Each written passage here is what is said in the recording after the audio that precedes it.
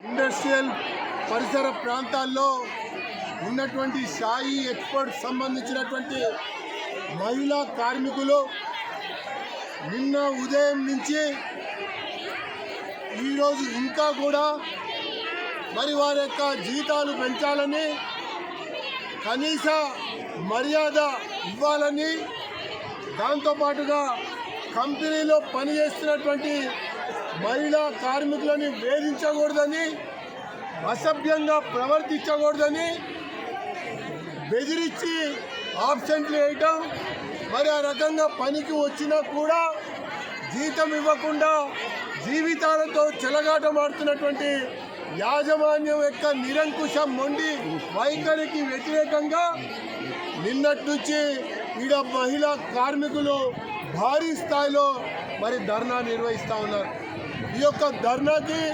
మద్దతుగా భారతీయ జనతా పార్టీ పక్షాన మరి మద్దతు పలకడమే కాకుండా యాజమాన్యానికి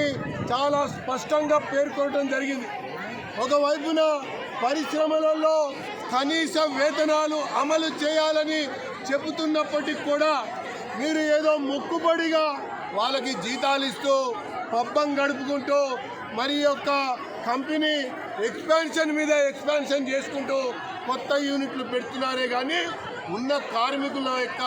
బాగోగులు మాత్రం చూడనటువంటి ఒక నేపథ్యంలో ఈరోజు మహిళలు భారీ స్థాయిలో చేస్తూ ఉన్నారు ధర్నా. మరి ఒకవైపున యాజమాన్యం చర్చలని చెప్పని మరి ఈరోజు ఉదయం వచ్చి మా చేతిలో ఏం లేదు, మేము కేవలం క్రమశిక్షణకు వ్యతిరేకంగా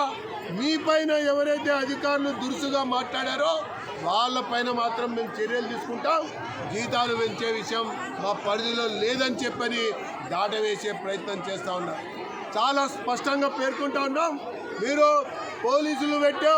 లేకపోతే ప్రైవేట్ సెక్యూరిటీని పెట్టో ఈ యొక్క కార్మికులు వేధించాలని చెప్పని ప్రయత్నం చేస్తే ఈ చుట్టుపక్కల చిల్కార్ నగర్ నుంచి, మల్లాపూర్ నుంచి, నాచారం నుంచి పెద్ద ఎత్తున వేల సంఖ్యలో ప్రజల్ని తీసుకొచ్చి ఈ కంపెనీ ముందర బైఠాయింపు చేసి కంపెనీ యొక్క పని దినాల్ని స్తంభింపజేస్తాం, వీళ్ళని కాపాడుకుంటాం అన్నటువంటి విషయాన్ని ఈరోజు హెచ్చరిస్తూ వీళ్ళ జీతాలు పెంచాలి, వీళ్ళని వేధించిన అధికారులని సస్పెండ్ చేయాలని చెప్పని డిమాండ్ చేస్తూ, దాంతోపాటుగా సీనియారిటీ 5 సంవత్సరాలు 10 సంవత్సరాలు 15 సంవత్సరాల నుంచి పనిచేస్తున్నటువంటి కార్మికుల పట్ల మరి న్యాయమైనటువంటి హక్కుల కొరకు ఈ యొక్క యాజమాన్యం విని తీరాల్సిందే అని చెప్పని నేను డిమాండ్ చేస్తూ ఖచ్చితంగా కార్మికుల ఐక్యత.